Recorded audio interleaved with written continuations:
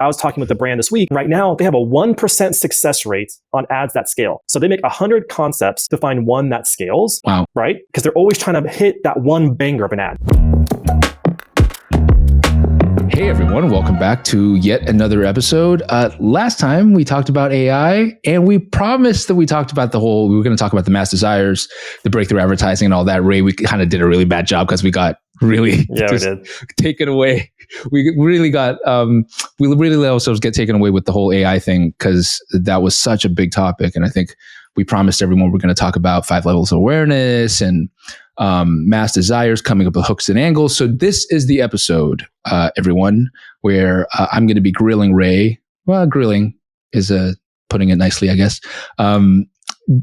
We'll be talking about the ways that we come up with hooks and angles. I'd like to title it Unlimited Hooks and Angles, just because it sounds cool. We do a lot of work, and Ray, you can talk to this. We do a lot of work, especially when we are initially onboarding a new brand, right? And also when we're increasing spend. I think those are the 2 key areas where we spend a lot of intense work, onboarding being the main one really, around identifying, okay, well, what types of hooks and angles, what types of concepts for creative go to which part of, I guess, to use more traditional language, top of funnel, middle funnel, bottom funnel. And everyone's so familiar with that.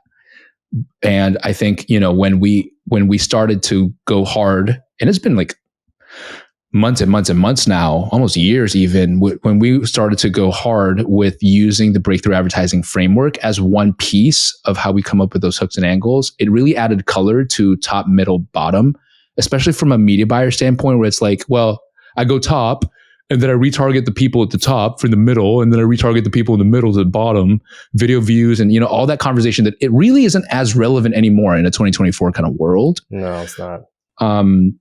So can you talk us through that? Like, for anyone that maybe does not know about breakthrough advertising or thinks that it's this old book that isn't worth reading because it's pretty old.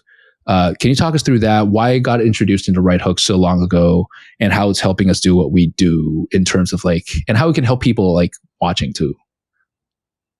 Yeah. So Breakthrough Advertising was a book written in 1966. So if you've ever seen the show Mad Men, it's the old style Mad Men advertising philosophies they used back then.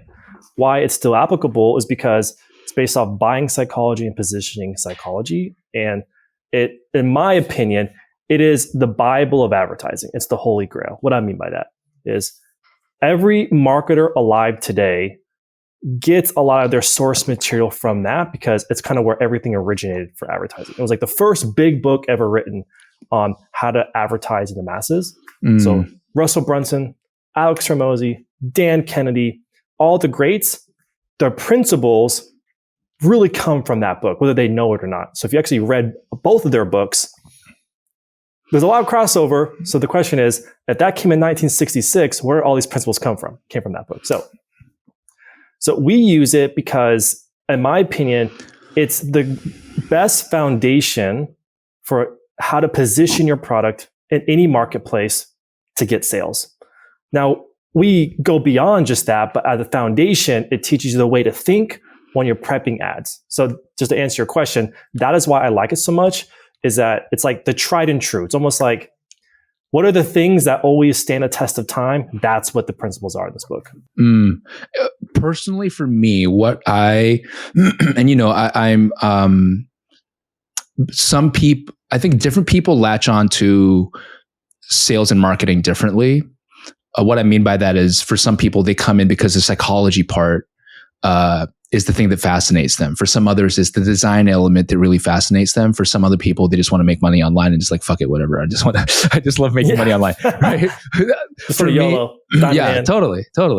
For me, it was always the psychology thing was always my first love coming into sales and marketing, because it's such a rich area.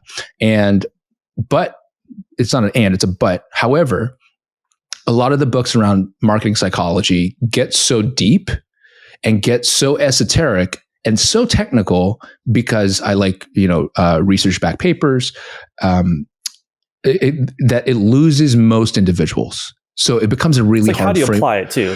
Right.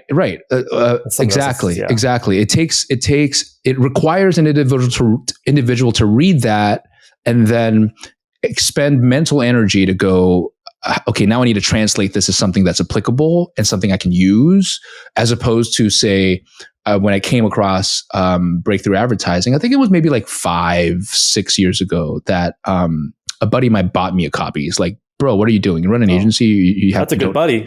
You don't own this book. Right. Exactly. It's not a cheap book. So I love the way he was able to break it down for just the regular person, right? And the mark of an expert is being able to explain something simply. To go, okay, well, speak to the mass desire. What is the mass desire of the customer that you're going for? Okay, I can file that away. Everyone has desires. The point is not to speak to individual desires because it's not sales, it's marketing. So it's one to many, many, many. So you got to figure out what that mass desire is. And then you go the next level down. It's like, well, even though they have a mass desire, there are stages to how aware they are of your brand. So if your brand can't be their mass desire if they are completely unaware that they have a problem in the first place. So the awareness, or the product too. So brand or product even. Yeah, right. The product that you're selling within your brand. We can definitely zoom into, magnify, double click into the product as well.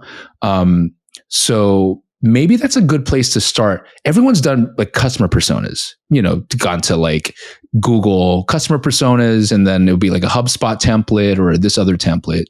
And out of so many people that have done it, somehow they seem to struggle, especially if they don't have this framework. So can you talk us through what are these 5 stages of customer awareness that we use to then ideate and determine what hooks, what angles, what concepts, what is the message that goes out at each level? So what are the 5? Yes. So the 5, as I'm going to share my screen, we actually have a representation of how to do that. Your ability to sell any product to any person really comes down to, first of all, do I know their mass desire? You mentioned personas. So like you may have a product that has 5 personas, 5 different people who may potentially buy that product. You have to really understand deeply who they are and what are their real motivations for wanting something like that. So that's step number 1. Step number 2 is then you understand the stages of awareness. So you have most aware. People who are most aware, they already know who your brand is and what your product is and most of its attributes. Then you have product aware. iPhone. People who are aware. Yeah, exactly. Everyone knows what iPhone is. They know the specs. They know the pictures, what it does. Product aware, using your case, is like, okay, I'm aware of that there are many smartphones by Android, by iPhone, but I'm not quite sure like which one do I need? Do I need the 15, the 14, the 6, like whatever you want. Then you have solution aware.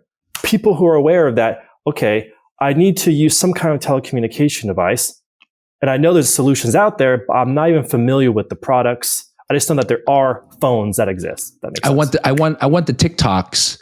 I want to make the TikToks, yeah. But I don't know what device to get to make the TikToks. Yeah, so I want to be dancing on the street like these other smos, right? Right. Like like a 40-something-year-old that wants to get into TikToks. Like I want to get into the TikToks. I just don't know how to get there yet. Right.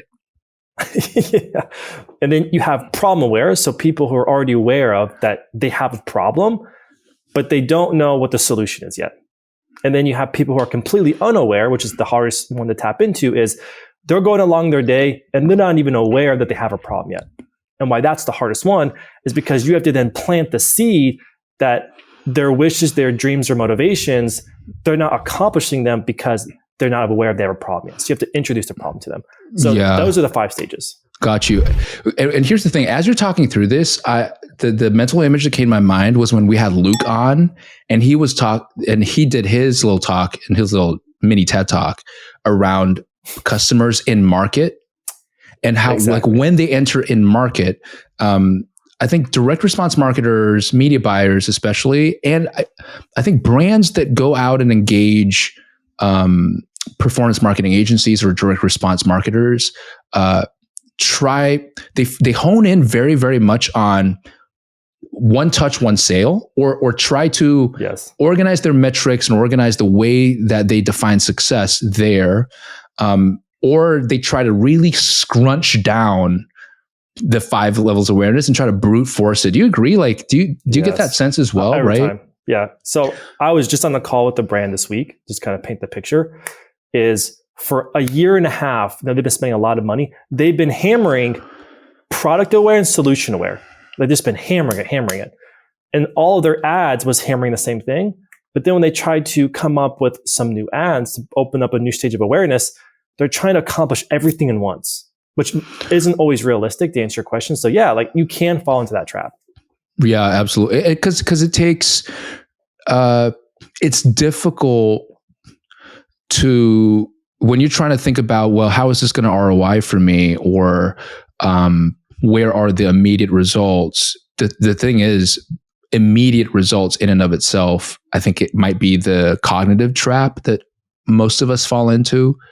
To then go, well, it has to ROI today to justify what I spend. Right.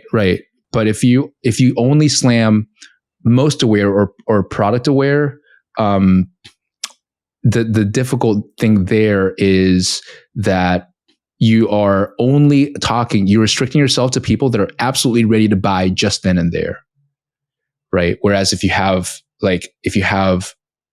concepts and you're touching the market across, don't go and physically touch the market. It's just weird. If you're touching the market across like all stages of the awareness, I think, and we have examples that you can show later where it adds to that CPA going down or that return on investment going up.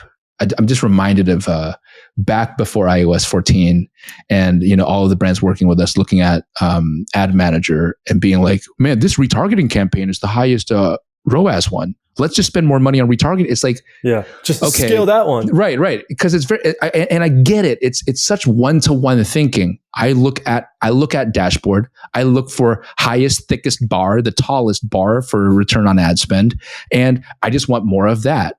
But once you understand the entire ecosystem, it now becomes a different game altogether. It's like people that want to slam email, but they're not getting fresh traffic, right? Mm-hmm. It's because that is downstream. What is upstream?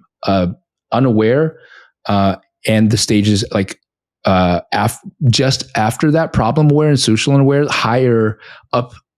lower down. The awareness scale.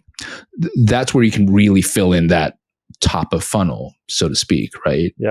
And I would say there's a certain amount of, you say internally, is when you're trying to tap into unaware, there's a certain amount of like, you have to have some patience. Like you're not going to go on a date and just want to start kissing on the first date. Like you got to like work it up, right? And you're not going to watch this one YouTube video or all of our YouTube videos and be like, you know what, I'm going to go work with Right-Hook right now. And if we said, you know what, every single YouTube video that comes out must close every single viewer or 9 out of 10 viewers. Otherwise, we're going to kill the YouTube because it's a waste of time. Right? Then that kind of mindset is exactly what might undercut all the efforts to compound the good stuff that comes out of top of funnel activity, unaware activity, to then move it down the rung. We're talking about breakthrough advertising. Some people might not even be aware that that's a problem, that they don't understand it. So we're kind of accomplishing that job right now to get a bit meta, right? One thing I want to say on the stages of awareness is there is a certain amount of truth that the further you go up in the unaware cycle, from problem aware, from solution aware, problem aware to unaware, is the more effort you have to put into converting them, number one. Number two, potentially changes your CPA. But then number three, yes, there's some instances where you can make an ad. Remember, like things like episode 3 or 4, where we showed that Smell My Load. That video took them from completely unaware to fully aware. You can do that, but the chances of making an ad like that all the time is going to be hard. For example, I was talking with the brand this week, and right now they have a 1% success rate on ads that scale. So they make 100 concepts to find one that scales. Wow. Right? And because they're always trying to hit that one banger of an ad, versus changing the modality and targeting specific awareness levels. They'll probably have higher success rate doing that. And that's what's hard. You're trying to go on a date. On this first date has to be the one I'm going to marry. And if I don't propose on this one date, I'm never going to date again. Like, that's not how it works when they're trying to get someone to buy. Right. To your point, this is yet another reason. I'm so glad you brought that up. This is yet another reason breakthrough advertising is so helpful for even people in the direct response or the performance marketing space, because of the fact that it puts some sense, some mental model, some framework into a playbook, so that it's not spray and pray. Yes. Just go with brute force volume and obsess over what is you can get really granular and go, how do we hook them in the first 3 seconds? What type of image should we show for the first 3 seconds? That's important. You overlay this on top of it, it takes on a whole other different dimension altogether, because now it ceases to be just judging each ad first 3 seconds multiplied by 100. And then just going, let's just try the different first 3 seconds. I'm being I'm using scientific method here. The main content of the video is the same, but the first 3 seconds we're swapping out, and then we're testing that. That's helpful. But once you have this, it's to appeal to aware, to appeal to unaware, what is going in there. And then we can start breaking each stage down that way too. So I'm really glad that you brought it up, because it really helps be the anti-spray and pray. Can I share an example, Guy? So yeah, of course you can. For example, we have a skincare brand, and we're trying to tap into an unaware market. Sometimes you can make an ad that can take someone through that full cycle, but we also know that sometimes they need a bit more education, which a little bit longer consideration. So what I recommend for people and brands who are trying to tap into unaware, if you can't make a video that educates them, instead build curiosity with the ad, but then take them to a lander that can then do the education. So here's a landing page that we made. So for this brand, we made an unaware landing page that we take an unaware ad. So people who are unaware, we're not trying to convince them right in the ad that they have to buy this product. Instead, we're just trying to get them to a page or an advertorial that can then do the job of selling them. Reviews, stories, before and afters. So this page's job is to take someone from unaware all the way to fully aware, and then offer them a chance to buy it. But the ad's job, that unaware ad we made, is just to strike curiosity that, maybe I should probably investigate what they're talking about. Right. And this is why I'm such a fan of long-form copywriters. Because they have that art. They have it they're down. Savages. I love it. They have it down pat. They go from all those affiliates, man. Yeah, they really do have it down pat. Right now, you bring up a really good point. What we're seeing here, for example, is very much an instance of, and we've received a bit of pushback when we first introduced this into even at Right Hook. Okay, well, this works for problem-solving products, but what about fashion? What's the problem in fashion? What's the solution in fashion? What, they don't have clothes, and now they're walking around naked on the street, and now we're showing them that they need to wear clothes because otherwise they'll get arrested for public indecency? Like, what is it? Remember that conversation? We were like, oh man. Oh yeah. So how do you think through that? All right. So I really believe every product solves a problem, but it's not as blatant. Fashion. I'm saying this because it's obvious, but for people who don't know, we deal with so much fashion that we have a 160 slide playbook on how we handle fashion. And that's how good we are. But let's take a dress. A dress probably doesn't solve a problem. However, what you have to transition to is, this is from Breakthrough Advertising, is what you're solving is what's called identification, meaning who does that person want to be or want to achieve to be or try to achieve to be, or how do they want other people to perceive them? That's a problem. So for example, I want to look like I am a person who is a successful dad, husband, have everything put together. The fact that I don't feel that is a problem. So if you can position a product to me that's going to believe that your product is going to help me achieve that, whether it is functional problem solving or not, I now perceive it as I need that to accomplish who I want to be. And that's kind of how you have to change fashion to. So really you're selling the dream, selling how they want to look, how they want to be viewed at, things like that. Yes. Now might be a good time to for me to share this as well. It's so nerdy that most of the time I share it. Most people don't like. I shared it even at Right Hook, and they're like, "This is way too much." I like it a lot. So what we're seeing here, I like this. Yes, I love this so much. This is all you have for anyone playing along. Just Google Bain, B-A-I-N, not Bane from Batman. Don't Google that, please. B-A-I-N, the consulting company. Bain, B2B, B2C pyramid. Just type that. B, the letter B, number 2, C, right?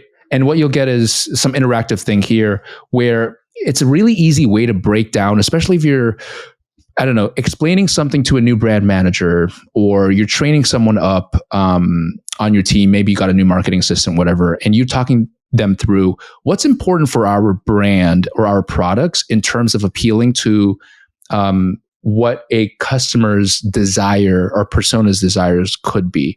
It's jumping around right now just because it's an interactive thing.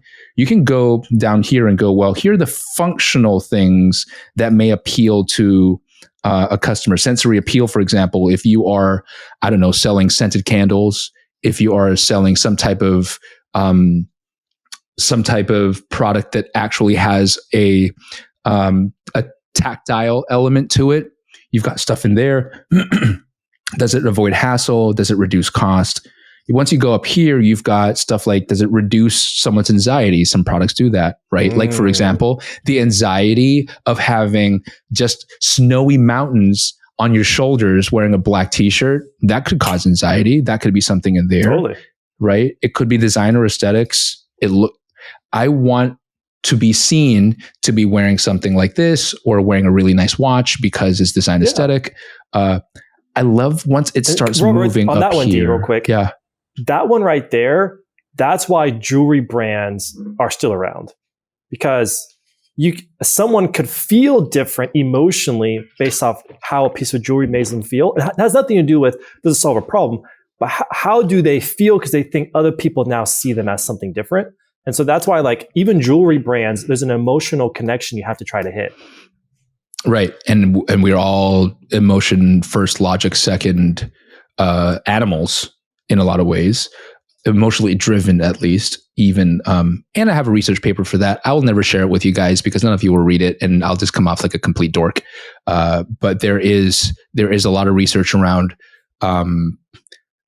there is this one research paper that I love so much because it actually did a study around how even the most logical people, the people that call themselves analytical and logical, when they hook them up to a whole bunch of diagnostic machines, it showed that right before the logical decision was made, an emotional prompt was a response just spiked. Wow. And then it happened, even for the ones that say, I'm not an emotional type when they do the self-assessment. Once you move up this pyramid, then you start getting the stuff that now starts getting really, really cool, right? The self-actualization, the affiliation, belonging. When you own a Lambo, you are chasing stuff around here, really, right?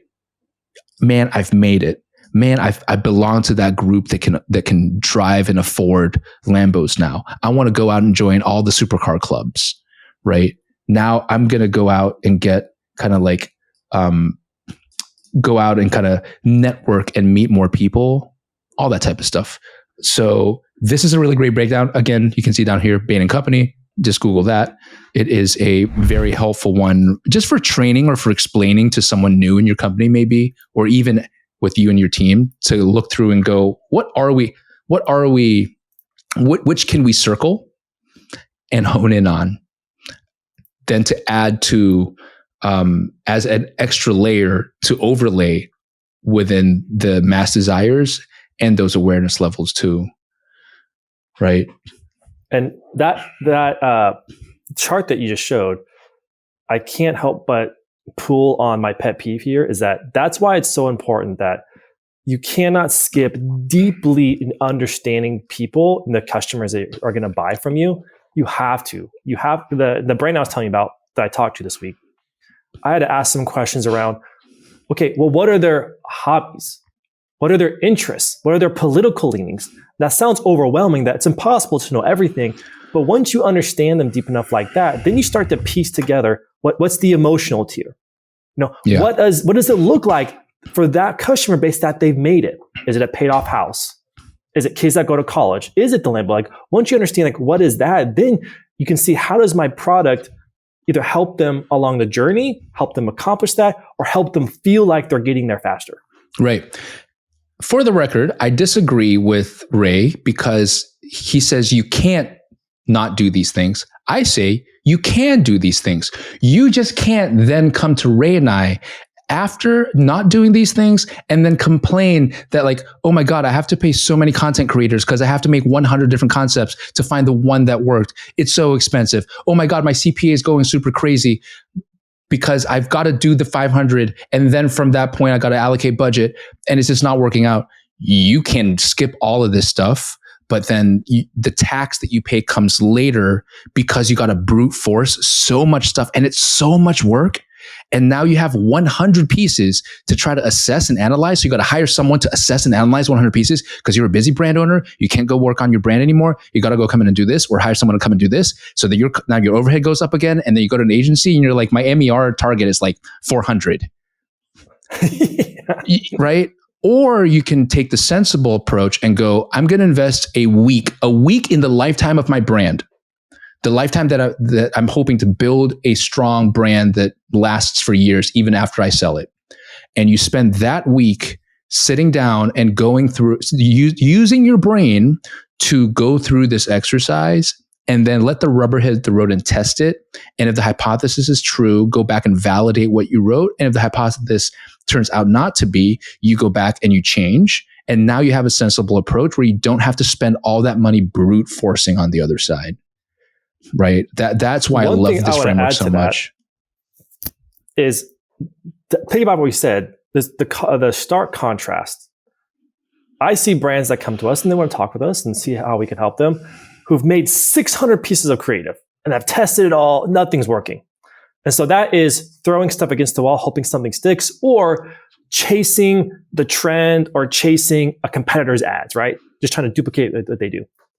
And what this does though, is it adds the color and the creative focus of, okay, I want to do those trends, but how do I align this ad so that it's fundamentally sound? And then I can bolt on some of those trends to then make it flare. A branding strategist told me one time, keep it square, then make it flare. This is the version of keeping it square and fundamental. Then you can make it flare after you have all those things in place. Ooh, I like that. Because if it rhymes, it's true. I love it. Yeah. The night and day, I remember this vividly. The night and day between before using this framework across the board with the team, and then after is the fact that now going and do the competitive research, it's almost like everyone's walking around with a pack of Post-it notes that says problem aware, solution aware, unaware. I'm bouncing around a little bit here, but all that. And when they do that competitive research, it's almost like they're adding a Post-it note to be like, ooh, this can go into the problem aware bucket. I'm going to take that and put it there. As opposed to, these are things I can just steal and then try, right? So now there's intelligence behind this. In a world where artificial intelligence is going to outstrip us soon, having this type of intelligence is just such a benefit for anyone to possess. I really, really love that. You mentioned something before. You said that once you know how to play this game, it's not just you make better ads benefit. It actually helps your performance marketing results, right? Yes. The example that you have that we talked about this right before we hit record is in fashion, funnily enough. Do you mind sharing? Yeah. Do you mind sharing? Yeah. Do you mind sharing that right now and what the outcomes turned out to be? And it's a cool little, like, very directly applicable before after. Yes. Okay. So our team, to give the context, when a brand comes to us, we go through these steps. While we aren't perfect, there's a process, there's a cycle you go through of experimentation to find the next winning ad. So this is actually by Anthony on our team, who went through this cycle of a brand who's been with us for less than a month, really. Stay the fuck away, recruiters. Yeah. If I see someone DMing them, I'm going to fly to your house, kick in your front door, and I'm going to set your house on fire. But anyway, Anthony, sorry, that had to be said. It's so funny. It's so funny. Anytime I post anything, I do have to cross it off their names because people are always trying to headhunt our people because they're that good. We just have to start doing so his name rhymes with Schmanschmany. Yeah. And this other guy, he's going to come on next week on the podcast. His name is like Schmadley. Maybe we could just blurt out their names so you can't hear this. Yeah, totally. Okay, so I'm going to show you three creatives. Okay, so the context here is these first two pieces of creative were creatives that they first came on board with us. They were already running. They were frankly just barely profitable with their average order value, so we kept them running. The creative on the right was in our second sprint that then we uncovered an unlock. The unlock was that we took the product and we specifically targeted a different awareness level. So right now, these ads are frankly targeting someone who's already product aware or most aware. So, and not even really solution aware, but we made an ad specifically targeting problem aware. By doing that alone, it decreased the CPA by over half as of right now so far with the spend we put behind it. Look at the middle one, CPA at the bottom. Can you put your mouse there, please? Yes. And then look at the one on the left. So 190 and then 124. And then once it was applied, $40. I can't wait to see what happens when this thing gets tightened up even more to see where that thing goes. And we're starting to scale it, but it's already confirmed that it's a winner because it's gotten over 5 purchases at that level. And so, yeah, that's a confirmed winner. Now we're going to start scaling it. For sure. So so just to kind of TLDR this or summarize this, the ad that has the most favorable CPA, that is the winner. That was when the framework was applied and the decision was made to go, hey, let's start addressing the unaware level part of the market. The problem aware. Right. Okay. Got you. Yeah.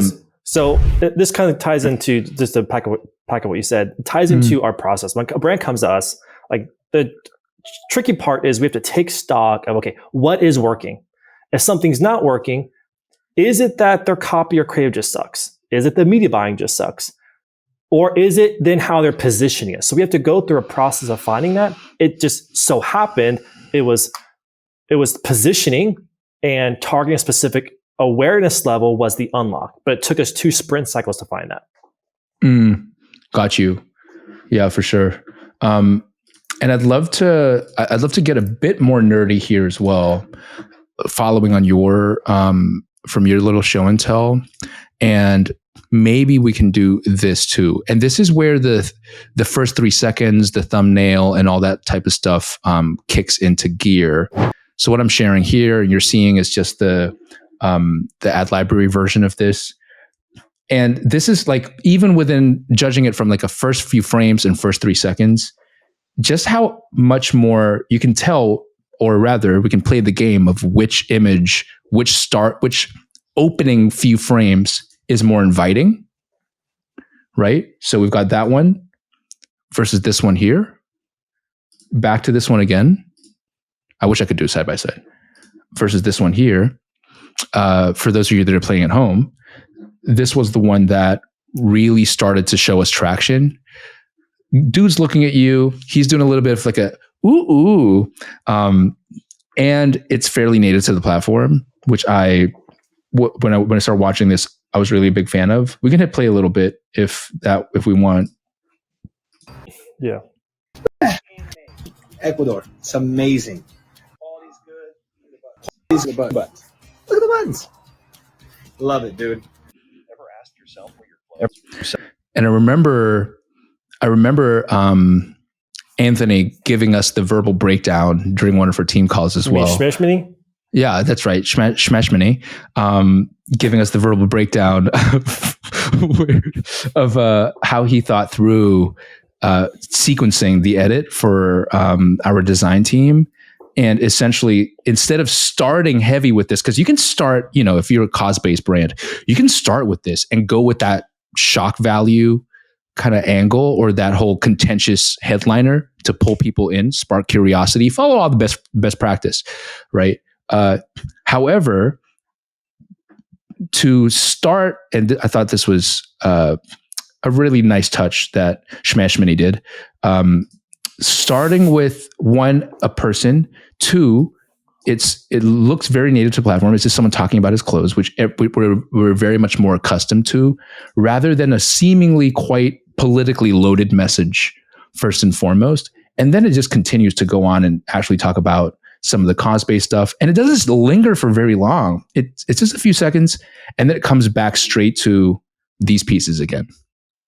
Right. I love that so much for that reason. Secondarily, primarily because I love it because it brought the CPA down from $140 something or whatever it is to 40, and it's only going to keep getting better from here on out because of that framework.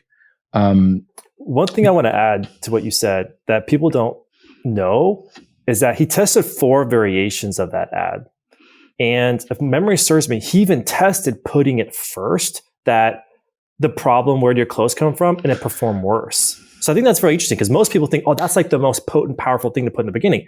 But this actually proved me wrong. I did not think it would perform that well. But by doing it this way, hooking them in with the more authentic, more inviting, hey, a person talking about something, and then hitting them with the problem. That's why it's a problem aware. Now it ties in the problem, which then perfectly ties in why that product addresses and how they address it as a company. And so brilliant, but then also it went against even what I thought. So now it's even challenging how we think about where we put the actual, the main hook in the ad. So great job by Shmashmini. Yeah. I mean, Shmashmini really smashed it out of the schmark with this one. So we're almost at time. Let's do a wrap up here really quickly. If someone wanted to kind of copy or just rip the framework that we use so that they can start to deploy this next week or right after watching this, and they make their team or they sit their people down to go through something like this, how could they get up to speed in a few steps? Do they have to go kind of read that book to get up to speed? Can they just go persona, just have a look at those 5 levels of awareness, and then start thinking in that way and testing against that framework? Like, how can we use this quite quickly, if possible? Yeah. So thinking about these and thinking through them is only going to make you better. We're not the first person to talk about this. We're not going to be the last person to talk about it. It's all over. Well, it's been 1967, so if we're the first people. Yeah. Boy, oh boy. It's you can Google it, right? My real advice would be, one, be really anal about your research based off, understand who they are, what are their mass desires, what are their passions, all those things we mentioned on this call. Then, before I even think about what I'm going to make as an ad, purposefully and deliberately say, what awareness level am I trying to target? And then craft your ad to hit those. I'd start there. If that's like, if you're a lazy person and I'm not willing to read the book, fine, start there. That's automatically going to make your ads more sound. However, if you want to be elite level, and this is what I'm passionate about, buy the book, don't read it, study it. The people who do this the best have read that book 4 times, 5 times. It's marked all over it. So if you want to be elite level, go that direction. But if you're a lazy person, then at least at the bare minimum, do those things I mentioned in the beginning. So if you want to get to the elite level, take the current year minus 1967 and read it that amount of times. The number of years since it's been published till now. Like, here's my mental unlock, which hopefully I can share with others and you guys can use. If you go back to our very first episode, we looked at the Liquid Death YouTube video, right? You can argue that it's an ad. That I think there was some spin put behind it. I can't quite recall, but that was right at the whole, let's just capture eyeballs, as many as possible. What could have been how would their marketing team would have talked about that, right? It likely would have been, is this thing shareable? Gonna go viral. But I don't like viral because it almost feels like a moonshot. More usable or at least achievable and attainable would be, is this thing that we're putting out shareable, savable, or would a whole bunch of people want to comment against it? So in other words, engagement metrics. I think that's a good place to start if you are segmenting out and going, can we do unaware type content? Not necessarily just advertising, but unaware type content. That's the way that I think about even now when I'm putting stuff out on Twitter. I'm also breaking things down, or even putting like my own personal content out, and even thinking about it from an agency standpoint to go, well, what type of content can we put up there where people are just like, it just generates conversations, or it just really helps people on the internet resonate with what we're putting out, and then we can break them down the way. I think that was what helped me go, oh, okay, I think it's really starting to click for me now. It's not just unaware, some kind of cold, meaningless word, right? Because I found myself in several situations. Yeah.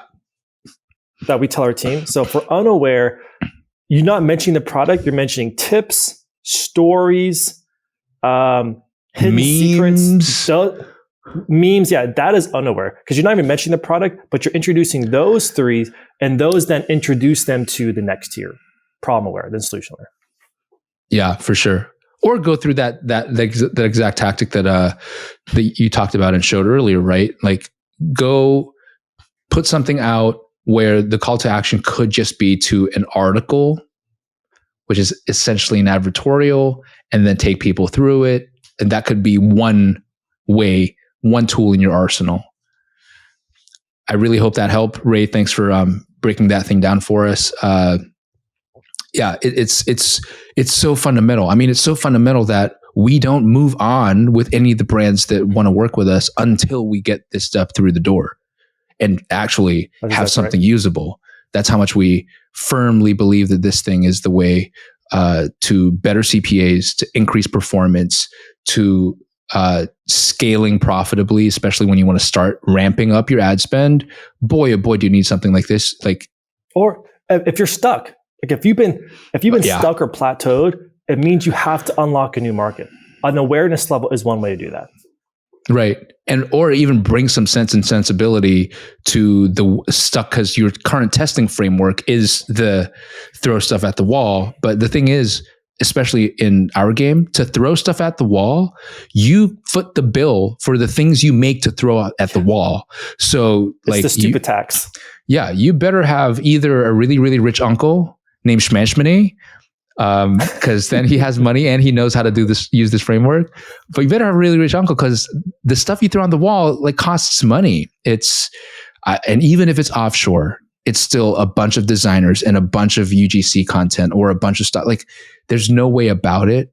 Whereas if you go smarter, you become more efficient. Is we know something interesting when we applied the framework. Doing this is the difference from looking at a blank page of like, what do I make? I don't have any ideas. To having more ideas you could ever have. That's the difference here as well. Yeah. So if you feel stuck, like, crap, I don't know what to make, I don't have any ideas. Because if you have this framework, you will never not have ideas. Your problem will be how to prioritize which idea is better, which is a great problem to have, but still a problem. Yeah, that's that, my friend, is a great banger to end this whole thing on. Ray, thanks for your time. Thanks for your attention. Recruiters, get the fuck away from us. Just go. Unless you want to be our recruiter, then hey, let's talk. But in the meantime, DM us. Yeah, DM us. Right. Hope you enjoyed this episode. Can't wait to see you for the next one. We've got more stuff coming down the pipe like this. If you like what you saw here, do us a favor, give us a like, give us a subscribe, please. It really helps with the algorithm. And if you have feedback for us, please, love to see you in the comments. We'll jump in there too. And let's have that conversation. And if you get stuck, let us know as well in the comments. See you in the next episode. Ray, my brother, good to see you too, bro.